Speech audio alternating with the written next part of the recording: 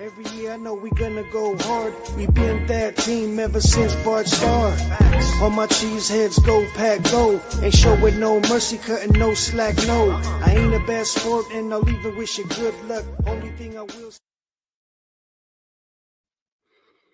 Hey, good afternoon. Welcome into Lombardi's Legends podcast. I am Wags, as always.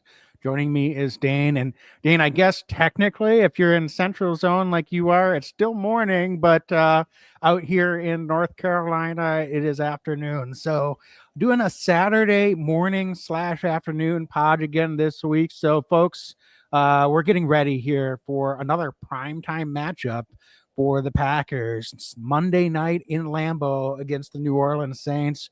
And so we're a little off schedule here for the last month, but that's quite okay. We've got plenty of time to be able to relax, enjoy this preview. And for us, Dane, we get almost a full week of practice report, and it's looking pretty good on the injury front. But before we dive into that, Dane, how you feeling? How you feeling about where the Packers stand right now? And most importantly, are you ready for the holidays upcoming? Good morning. Happy holidays. Merry Christmas. I am rocking a Packer sweater in honor for anybody who's watching the live feed or in the podcast listening in. But no, doing great, man. Super proud of the Packers last week, beating Seattle on the road. I mentioned in the last podcast, I thought that that was a really important game for them. It could be a statement win to go on the road and beat a good team. And they went on the road, beat a good team, and made a good team look kind of bad. So that was pretty cool to see. Just excited for a Monday night game. The Packers haven't played a noon Sunday game in forever, it feels like. It'll be nice to get some home cooking at Lambeau Field yet again. It's going to be good weather. It's going to be like 30 or so, not too cold, but not too warm. Dome team that's coming in with some injuries is coming up to Lambeau, and I'm expecting to have a really entertaining, fun game on Monday night.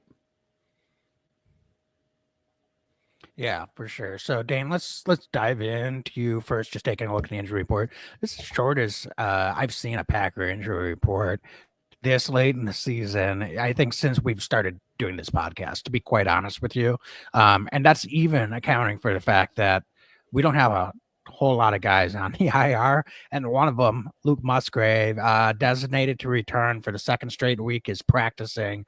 Certainly could go another week of practice before they activate him, but some optimism coming out of Packer camp. Coach LaFleur mentioned that he is definitely trending in the right direction, and he's not usually one to tip his hand with guys coming off of injury. So we know or expect Luke Musgrave to be back real soon. Is he going to be back Monday night? And if he is, what would you expect to see from Luke Musgrave after a long layoff?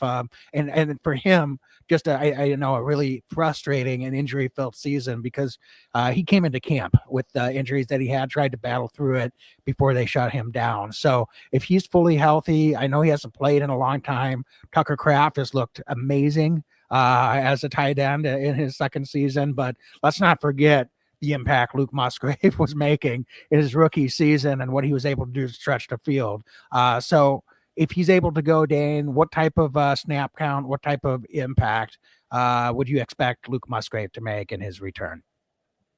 Yeah, I mean, it would be a huge bonus for the Packers to get Luke back, and to get Luke back at this time, I think is critically important, because you said it, coming back from a long injury, you can't just, it's not a light switch, right? These guys have to ramp up, get into playing shape to be playing at their full potential. And right now, as Packer fans, we're looking at playoffs, right? That's really what we're looking towards. So any way we can get any of our guys that have had some of these longer term injuries to get up to speed, it would be really important. Luke Musgrave, through the first couple of weeks, he was sharing some of that snap count with Tucker Kraft. Tucker Kraft has clearly taken charge of the tight end room, and he is tight end one for the Packers. But that doesn't mean Luke Musgrave wouldn't have a massive impact on this team. This is a team that loves to run 12 personnel when both of their tight ends are healthy. So, having two tight ends on the field at the same time. And I envision probably this week, Wags, if Luke's able to go, I think that he's going to probably cut into about half of the snaps that Ben Sims has been getting. I would still expect to see Ben Sims getting at least a bit of a share of the second tight end snaps. But Tucker Kraft has been so good. He hasn't left the field, right? He's not somebody that's probably going to be leaving the field very much, even once Musgrave's back to 100%. But I would expect probably Luke gets 15, maybe 20 snaps realistically for the Packers this week. I'm guessing closer to 15 in the teens. And then we could probably see him getting up closer to the 25 count as he gets healthy. But that's kind of my expectation this week should Luke come back. But Wags, what this does, I mean, I don't have to tell you or anybody listening, it completely opens up this Packers team. Josh Jacobs has been so good this year, and it adds another layer to this offense. If you can go in with that 2 tight end personnel, both of which can stretch the field, both of which can come down and make some impact plays, but also can be pretty impactful in the blocking game. It just adds another wrinkle to this offense once Luke is back to 100%. And that's without talking about all these talented wide receivers. I mean, would be potentially an embarrassment of riches if Luke Musgrave can be up and he can be 100% healthy for the playoffs. And adding that wrinkle with Luke Musgrave, Wags, come playoff time, with teams maybe not having seen a lot of film with both of those tight ends, allows Matt LaFleur, I think, and this offensive coaching staff to get creative with some stuff that maybe hasn't been on tape this year. So it's just another added benefit to get Luke back.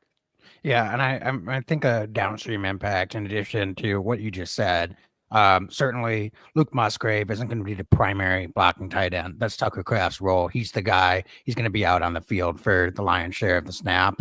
But he gives that a little bit of a different dimension if they go play action out of that grouping, and then Ben Sims is going to be able to do. I would argue Ben Sims is the better blocking tight end between Sims and Musgrave at this point in time. But if Musgrave doesn't have to be the primary point of attack blocking tight end that Tucker Kraft is, I think he can really get the job done there. And he's going to be someone that can provide a little bit more of that play action dimension.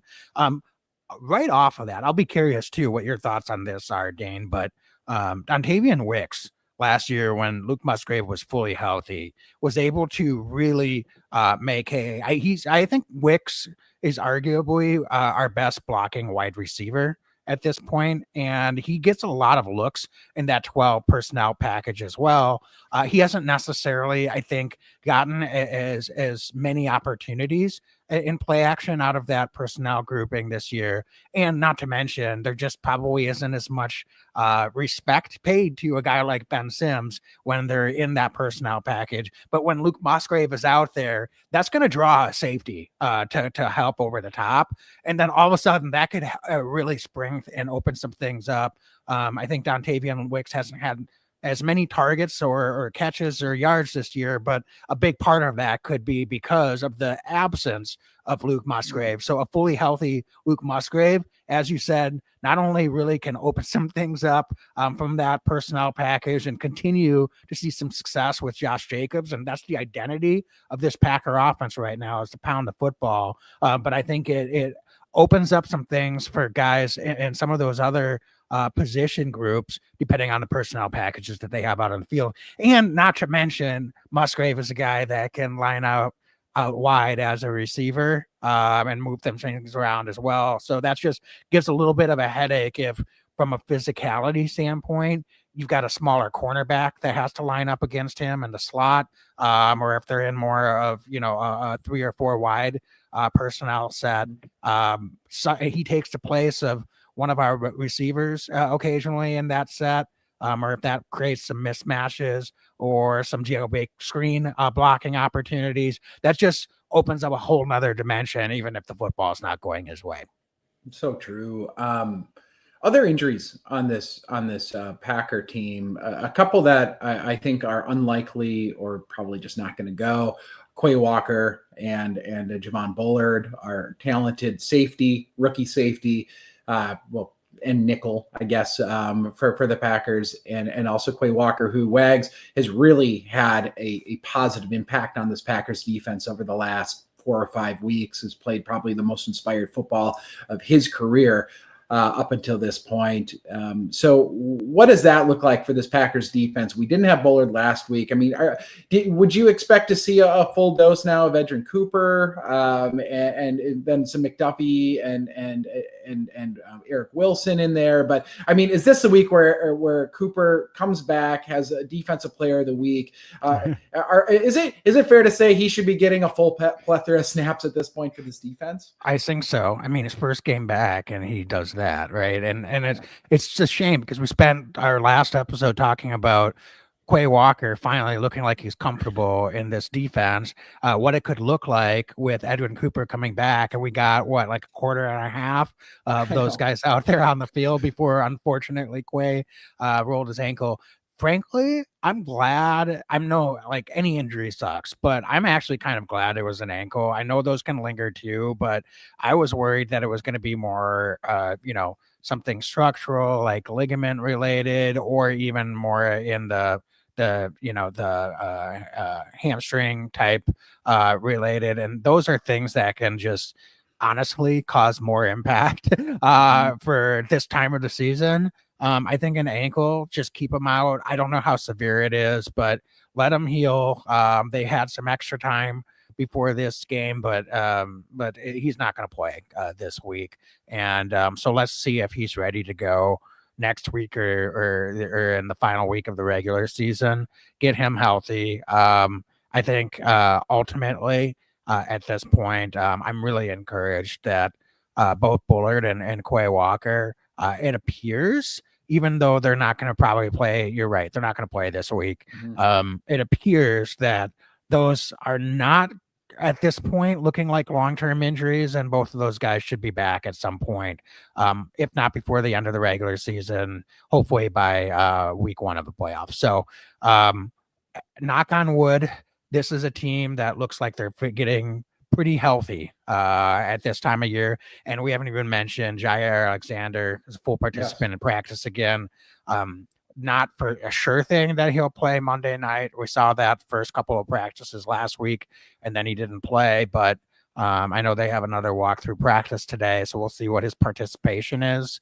But there doesn't seem to be any indication that Ja won't be back this week. So it would be nice to see him out there. And certainly that covers up the absence of a guy like Javon Bullard for this week. And hopefully if Ja is able to go, he's fully healthy and get out there and get back to playing at a high level. So I wanted to ask you about that, Wags, with Jair Alexander. I know that traditionally we talk about guys, if they're 100%, it's time to go, right? Is this a week, if he can go, is it time to go? Even we'll get into Rattler being their quarterback and all that, but even in a limited snap count, I'm of mind that he should be playing some snaps this week if he's able to go. What do you think? If he gets medically cleared, he should be out there. That's I'm pretty consistent in that, Dan. I'm not a fan of the mindset of, oh, well, it doesn't matter. This game isn't that important. Let's just hold him out. If the medical staff clears a player to play, they get practices in, they should be ready to go, period. There's 17 games in the regular season of the NFL. I don't want Ja to just sit out just because he can. I'm not a fan of the mindset, and not to mention, regardless of the opponent, there's only so many games left before the end of the regular season. The last thing I want, as good as he is for him to have, I mentioned this last week and I'll say it again, I'd rather have him get a few games under his belt. It's not so much just for Ja as it is for everyone else that he's playing with on the defense side of the football. This defense is playing pretty darn well right now. And all of a sudden you start bringing guys back and communication breakdowns can start happening if they're not aligned and, certainly on the same page. You don't want to be figuring that out against a playoff level caliber opponent. We'll get into the matchups this week against the Saints. This should be heavily in the Packers' favor. You look at the line, you look at who the Saints have going, but you got to respect every opponent in the NFL, and it just takes live reps to be able to get on the same page and make sure that everyone's where they need to be. You're going to get different looks, obviously, and get out there and make some hits, make some plays. So all of those things are important for guys coming off injury, but I think especially for Jair Alexander. He's one of the leaders on this defense, like it or not. So he's got to be out there directing traffic and making sure that everyone is aligned to what he's doing and vice versa. So I really think it is important. Dane, I'm giving you a long answer to an easy question. If he's ready, he's medically cleared, he's practiced, 2 weeks in a row, get him out there. I don't like the mentality of, let's just hold him for the playoffs. Those are more important. I'm sorry. That's I must be in a different generation. I must be getting old, Dane, but I don't like that mindset. I don't like that mentality. Well, Wags, I mean, I think back to I think reinforce your point. A few seasons ago now, it was Zadarius Smith's last game as a Packer. It was a playoff game, and both Smith and Jair Alexander came back for that playoff game. Jair had been injured at the time, and Zadarius allegedly injured for the entire season. And they both graded out pretty poorly overall in that playoff game because, to your point, I mean, you come back, you can't just turn it on. I think Edgerrin Cooper was a anomaly to be able to do what he did after missing a few games, but that is the exception, absolutely not the rule. And I don't care how talented guys are, you've got to get some game reps in because there is more to the game than just being talented, right? The communication aspect, the football fitness. There's just a lot to it. So yes, I agree. I think Jair needs to be playing some snaps this week. And this is a Packers defensive backfield that is still banged up with Javon Bullard out. It's been, I thought Stokes played really well last week. Carrington Valentine, we called it, Wags. We said Carrington Valentine was he was an X factor of ours. We called before the interception. We felt he was going to get a pick that week. He did. He's really ascending, but we need to get Jair Alexander back out there, even in limited reps, I think, this week. Absolutely. So on the Saints side, they're beat up, especially on the offensive side of football. It looks like interim coach Darren Rizzi already announced that they expect Spencer Rattler to make the start this week at quarterback. Derek Carr with a hand injury appears that he will not be going this week. Alvin Kamara, star running back, has a groin injury. He's listed as doubtful, and they've all but confirmed that he is not going to be playing on Monday night. And then our old pal, MVS, is battling some injury as well. And surprisingly, he's made a little bit of a splash since he got picked up off waivers in New Orleans. And they've had a really beat up wide receiver room. Chris Olave has missed a couple of games, so we'll see if he's going to able to go, both Olave and MVS for that matter. But this is going to be on paper a big mismatch in favor of the Packers coming in. Dane, we've seen this before. I'm actually really grateful that this is a Monday night game and not a noon Sunday game, where kind of this is an opponent that would be kind of hard to get up for. Packers are going to be in the playoffs. They're probably not going to improve or move their seed line much, but let's just go out there and get a win.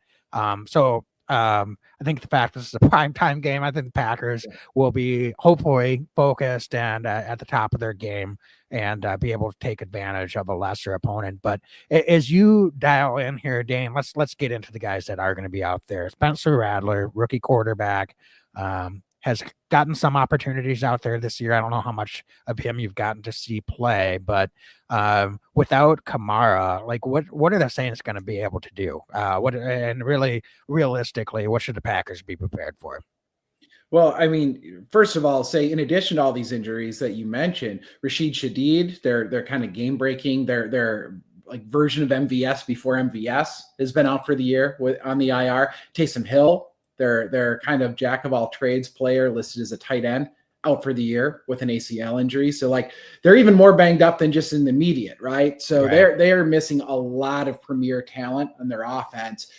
Spencer Rattler, 0-4 in his time playing for the Saints so far. Last week came back, helped almost with a comeback victory. So he can do some things for you, but I also think that he caught a little bit of lightning in a bottle. I haven't watched a ton of Rattler other than just a little bit prepping for this podcast, but he's somebody that I think can be overwhelmed by the Packers. I think that this offensive line for New Orleans is going to have their hands full if the Packers play anywhere near defensively how they played against Seattle last week. And I don't think Rattler can consistently make the throws to put together strong drives against this Packers defense. Even if the Packers are playing 85% of what they did against Seattle. I would expect the Packers this week to throw the kitchen sink at this young quarterback. I think the Packers are going to be aggressive. They're going to send extra rushers. I think that they're going to probably early on try to test out and see if they can beat their defensive line can just beat New Orleans up front, because I think that they might have the ability to do that without sending extra guys.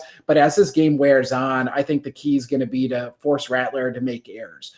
He's going to normally, with Kamara, he'd be checking down. But to your point, without Kamara playing, they're even limited in their running backs right now. They've got Miller and our old pal Jamal Williams playing. Jamal Williams has played under 100 snaps, I think, this year, under 100 carries at least. So he's been very limited in how much he's played for the Saints this year. And Miller isn't anything that I would argue is particularly dynamic. He's a solid NFL running back, but he's not somebody that you have to game plan around. So Wags, I think this is a week where if the Packers can stop the run, which they've been able to do pretty admirably this year, especially as of late, then it's going to be, this is a ball hawking defensive unit that is going to try to tee off against Rattler. And that's going to be the Packers' best opportunity to flip the field and make some big plays. Yeah, I think that last part is exactly what I was keying on. This Saints rushing attack without Alvin Kamara, look, one of the worst tandem running backs and not the best offensive line that this defense has seen all year. So if they're unable to get anything on the ground, I think it just makes Spencer Rattler throw the football, and that's going to play into this Packer defense's favor. And particularly, this is a game that if the offense can come out and do what they need to do and get a little bit of a lead early, then the game script flips in Packers' favor. If the Saints can't really get anything going on the ground, they fall behind. You got a rookie quarterback, and defense knows that he's going to have to throw the football. That's not a recipe for success. I don't care who you are in this league, and particularly with a Packers rush attack that's been inconsistent, but seems to be coming on of late. I think that's heavily in the Packers' favor. Rattler, is a young player that has some talent and upsides for sure. He's got a good arm. But I think he, again, in what I've seen of him this year, he's clearly a rookie. He's processing, and if he's got a lot of live bullets coming at him, so to say, I think all of those things that you mentioned, all the things that I just added to that are a recipe in the Packers' favor. Now, if the Packers' offense looks sloppy and they're not dialed in, and they allow the Saints to hang around and make this a lower possession, lower scoring game, that's in the Saints' favor. All of a sudden, you get a young quarterback that can get some confidence on the road, gets a little bit of a rhythm. If they're able to open some things up in the run game, that's the recipe that the Saints want, and that would be the one that would cause a lot of frustration for us as Packer fans. And I don't want to jinx anything, but again, we've seen that game script play out a number of times over the years where a lesser opponent comes in with a backup quarterback, young, talented quarterback, and all of a sudden they start to get a little bit of confidence. And this is a game where it seems like on paper, Packers should be winning by a couple touchdowns, and it's the middle of the fourth quarter and they're down 3 points and the other team has the ball driving across midfield. So in any event, I think it's really incumbent on the Packer offense, which we'll get to in a minute, to really take care of business, get out in front, and make Spencer Rattler have to throw the football. Yeah, so Wags, you talked about the pass rush being a little inconsistent, but it's been coming on as of late. They've come on as of late once Preston Smith vacated his role and the Packers traded him to Pittsburgh largely. And I think we've seen a multitude of guys being able to get after the quarterback as they rotate things in. I want to highlight Brenton Cox as somebody who was not up for any games and now has, I think, made a really good impact. But what do you make of this Packers pass rush?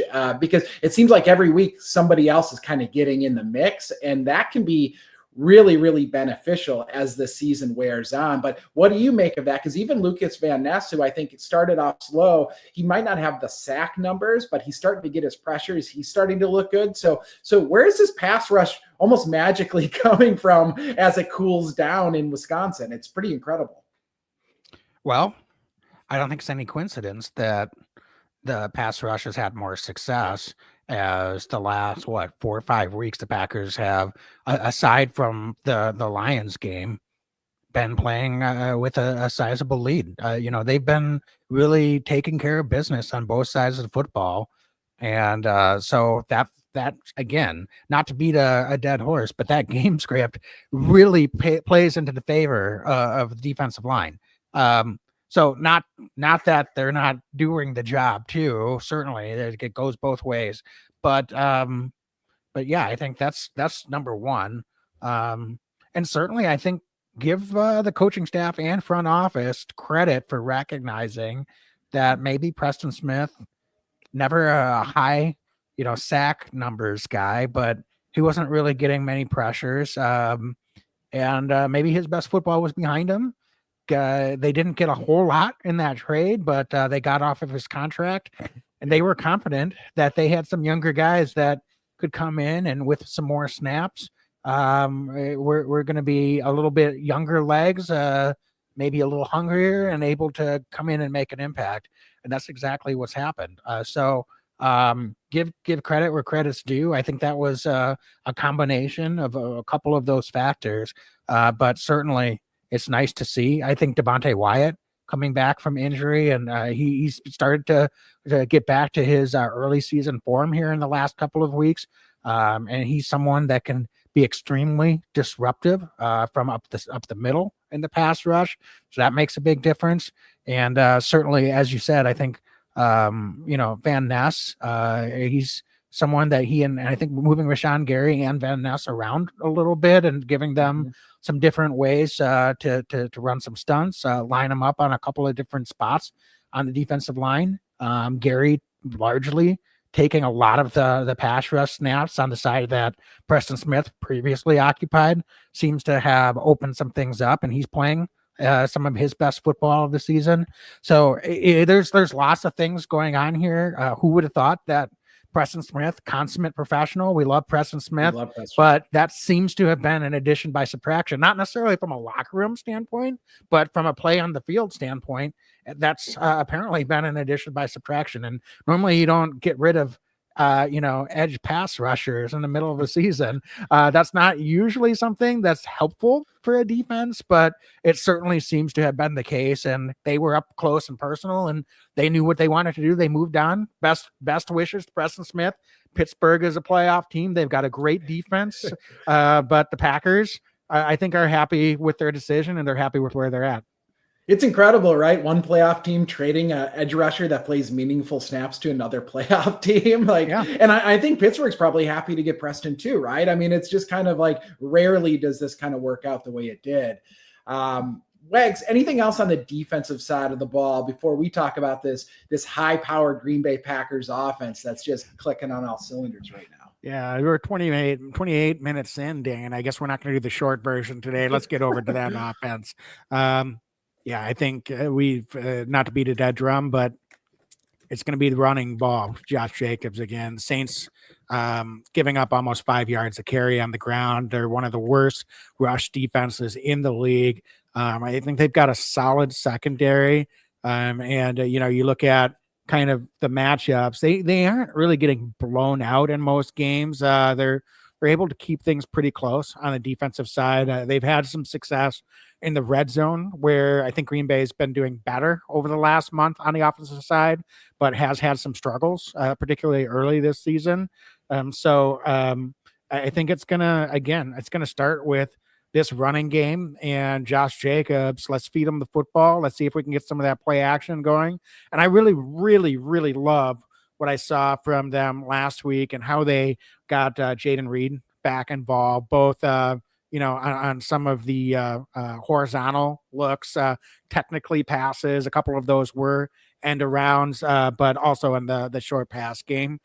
So I'm eager to see what the Saints are going to do to try to counter that. But if I'm the Packers, I'm going to straight up just take a page out of that same playbook. Their identity is Josh Jacobs in this running game. So let's get after it and make the Saints stop them before you try to get too fancy and get into some of the other things that they are very capable of doing. So I think it's going to be an interesting matchup from the perspective of, can the Saints get the Packers out of what they want to do?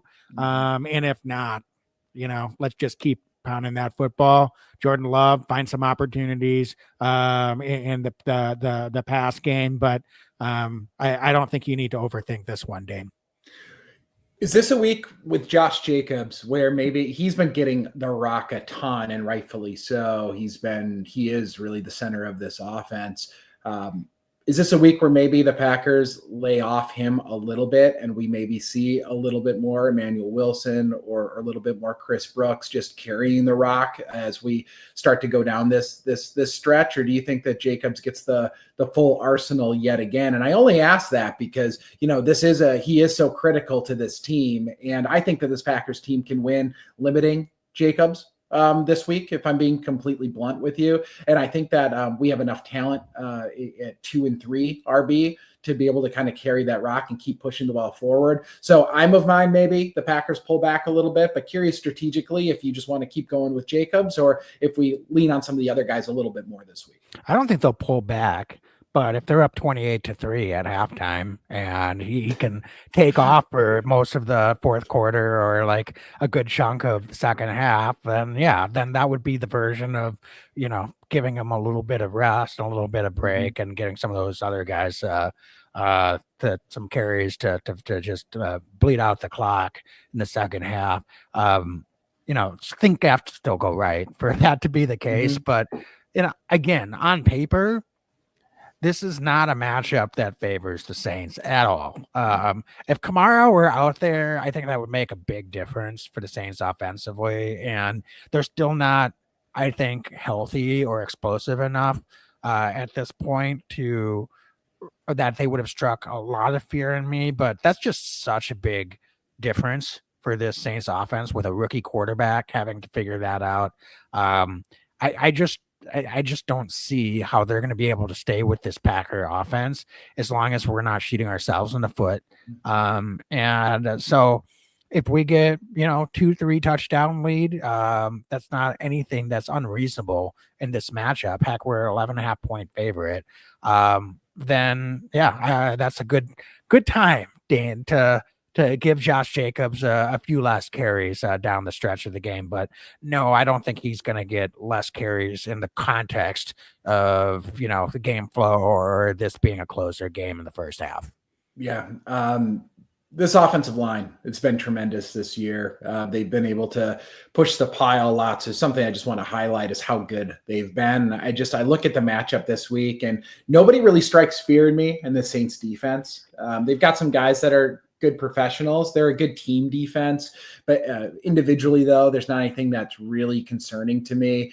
You mentioned Kamara is probably the only guy you can really game script around on the offensive side that I would have been concerned with. So just from a matchup standpoint, I think this is a week where the Packers offensive line can continue to block downhill and just start to really work out some of the kinks. I want to see a clean game from this offense. I want to see a game where the Packers, just as you said, aren't going to shoot themselves in the foot and just really try to work themselves forward. But outside of that, Wags, it's a mismatch. You said it. It's true. It's a mismatch across the board. This is a Packers offense that's just quite frankly better, I would argue, at every phase from offensively against the Saints defense. I don't know how the Saints defense slows down this Packers offense enough to win the football game outside of the Packers making some pretty colossal mistakes along the way.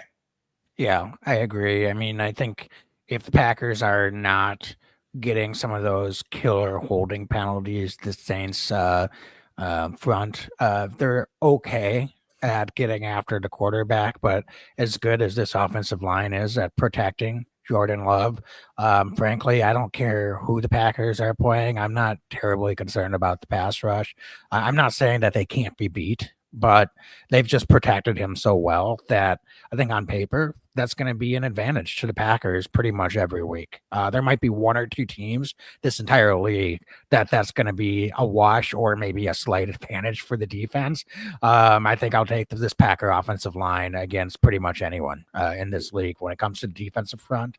And so, as long as you said, as long as we're not getting back into a flag fest, getting ourselves behind the sticks, and all of a sudden that gives them an opportunity to, send some extra pressure. That's going to be in the Packers' favor for sure. Demario Davis is a veteran, talented backer in the middle. I expect his name to be called an awful lot, particularly if Jacobs and the rest of this rushing attack for the Packers are getting a heavy complement of carries this week. But he's not going to be able to do it alone. Certainly the Honey Badger on the back end is getting up there age-wise, but still a talented safety. So you kind of have to be aware of where he is on the field. He's a little bit of ball hawk, probably not quite the player he's been in, 3-4 seasons ago, but certainly is someone that can be disruptive as well. So, if we hang on to the football and this doesn't come into a flag fest, turnover fest, it's not sloppy. That's what I said from the beginning. The Saints, they want this to be a sloppy game. They want this to be a low possession game. They want this to be a low scoring game. That's really the only script I see this being close or, God forbid the Saints being able to pull a massive upset. Short of that, the Packers play a mostly clean game and, don't turn over the football a bunch of times. I don't think there's really a whole lot this Saints defense is going to be able to do to keep this close enough for the Saints to be competitive in this one. Yeah, I mean, Rasheed Walker, Zach Tom, both tackles are, I think, playing at a Pro Bowl level this year. Elton Jenkins is always just rock solid, really, really good guard. Sean Ryan, Wags, talk about a good year for him, right? Like, wow, come into his own this year. I think owns that right guard spot just with the talent, the play. And then Josh Myers, man, I've been critical of Myers over the years, and this is the best football he's played for the Packers. So just this up front, and then as a unit, right? They play so well together. I mean, Packer fans just know how good we have it right now with this front five, because this is a really, really strong front five of the Packers. And that's why I think this Packers team is being so successful offensively, is they're able to run the ball. They're able to keep the quarterback upright largely. Like, this is what it's about right now. Yeah, and I mean, Cameron Jordan's another guy that's like Demario Davis, very talented, physical guy on that defensive line. He may win, a snap or two. I don't think that's going to be enough at the end of the day. Chase Young hasn't practiced due to illness this week. Someone that a ton of talent, hasn't really lived up to that promise in his NFL career. So not terribly concerned with him. Maybe he wins a snap or two. But again, I think, those are the types of plays that the Packers are able to overcome against this Saints team that's, I think, pretty overmatched overall.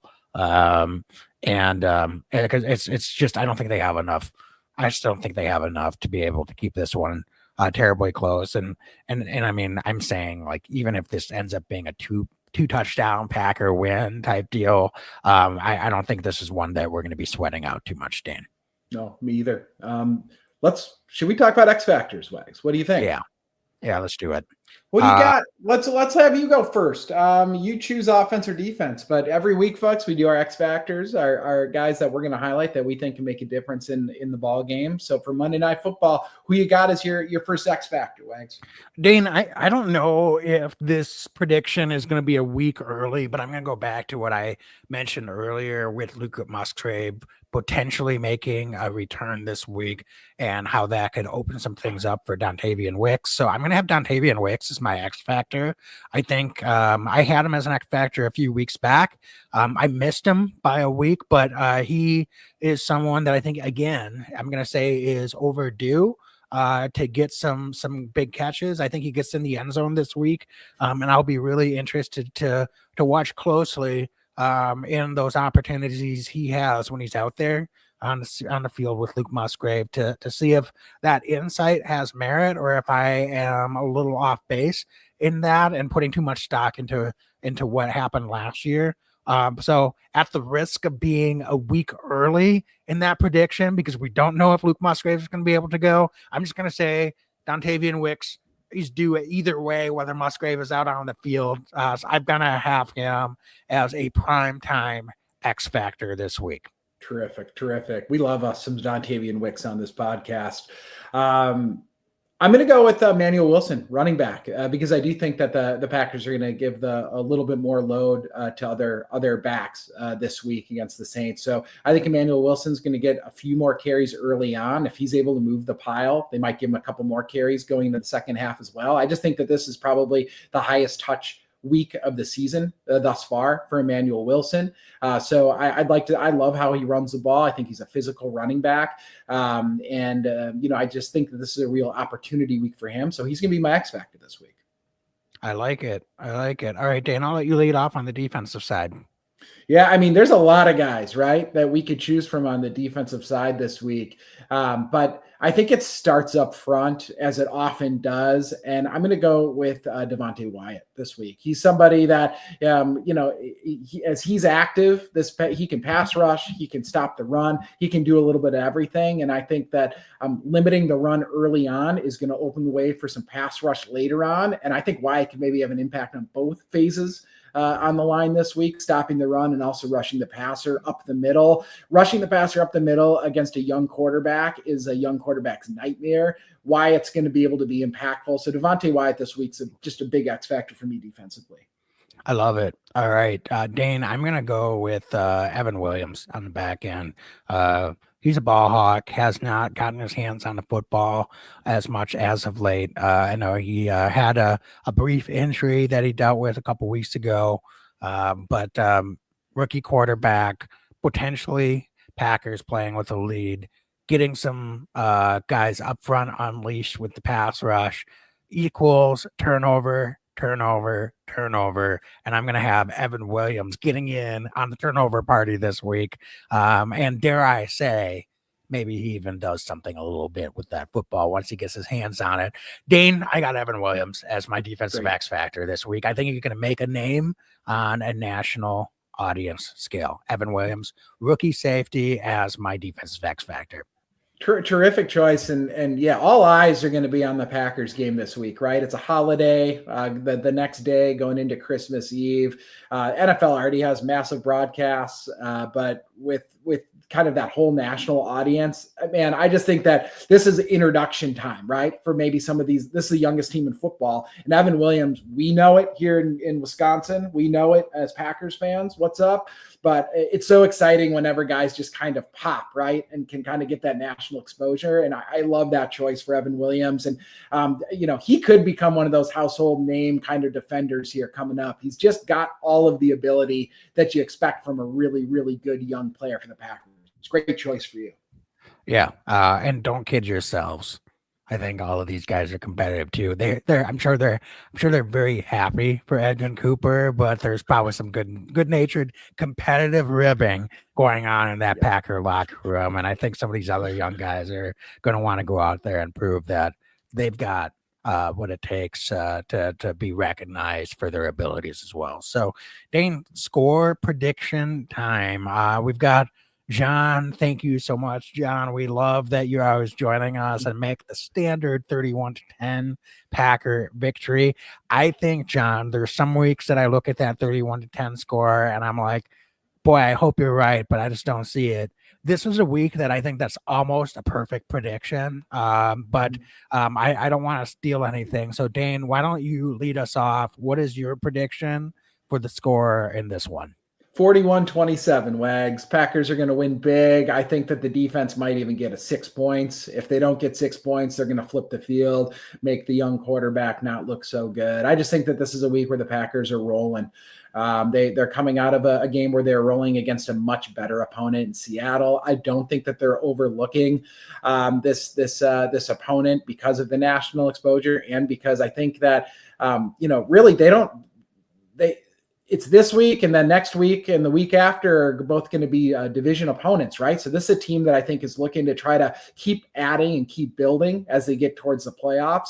This is some home cooking, one of the last home games of the year. Lambeau's going to be absolutely rocking. And something tells me, Wags, that this offense is breaking off big plays. The defense is making big plays, hawking the ball. This is a big week for the Packers. So 41-27, Green Bay wins, just walking out. All right. I love it. I don't think the defense is giving up 27 points, but close in the offensive output. I've got the Packers 38-17, and I don't even think it's that close. Maybe the Saints get a couple of touchdowns. I think, honestly, I said the Packers might only have 3 points given up at halftime. I don't know if they'll have a 28-3 lead at halftime, but I think they'll have this is a game I expect them to get a sizable lead going into the second half. Not that that's a given, but if they go out there, execute, and do what they need to do on both sides of the football, I think they'll get ahead, and then I think just take care of business second half, close this one out. This defense is playing really, really well, potentially getting Jair Alexander back. Defensive line looking good, and the Saints just don't have the horses, so they might get some garbage time points in the second half, but other than that, I think the Packers really, really should take care of business in this one. Yeah, I completely agree. Lee in our YouTube says 27-16 Packers. Merry Christmas, man. Appreciate you listening. This should be a good week for the Packers to continue to build on, right? This is what it's all about here. Man, we're so fortunate. This is a 10-win Packer team with 3 weeks to go, and we're talking about them potentially blowing out another NFL team and actually feeling pretty darn confident about it. This is a good football team, right? And there's a number of good football teams. This is a really, really good football team right now. I will say, with special teams extraordinaire, don't be surprised if the Saints try some trickery, throwing the kitchen sink type game. They've got nothing to lose. So they just have to be prepared for that when or if that might happen, whether special teams wise or if they really try to pull some rabbits out of the hat in order to see if anything works. This might be the type of week, with it being a national game for the Saints as well, that they want to just do whatever they can to try to surprise the Packers. And so hopefully we're ready for that. But I think that would be something else to be looking out for. But I don't think that's enough to make a difference. The Saints have been surprisingly competitive most games here for the last couple of months, despite their record.